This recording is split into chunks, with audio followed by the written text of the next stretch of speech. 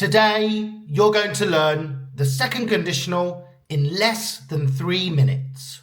The second conditional structure is if plus past simple and would plus base form of a verb. For example, if I won the lottery, I would buy a huge house. Let's break it down. If I won the lottery, past simple, I would buy a huge house. Would plus base form of a verb. Buy. Very important. Although we are using the past simple, we are not talking about anything in the past. When do we actually use the second conditional? We use it to talk about imaginary situations, hypothetical situations, and unreal situations in the present or future. Basically, situations that are not real now. Some more examples. If I had wings, I would fly. This is imaginary. Another example. If I lived in New York, I would go out every night. Again, we are imagining this. If I had more money, I would buy a bigger house. If I were taller, I would play basketball. If we didn't have class tomorrow, I would stay in bed all morning.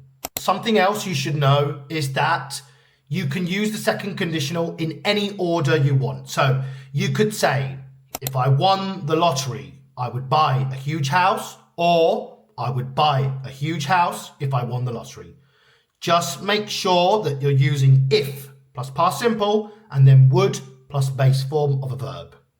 I mentioned that you can use it for imaginary situations and hypothetical situations, but native speakers also use it to give advice.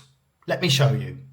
I could say, if I were you, I would study more for your exam. Notice how if I were you is if plus past simple and then would study, would plus base form of a verb. But in this case, we're using it to give advice. To conclude, if you don't really know if to use the second conditional or not, just ask yourself, is this situation real or imaginary? If it's imaginary, hypothetical, or unlikely, then it is most probably the second conditional.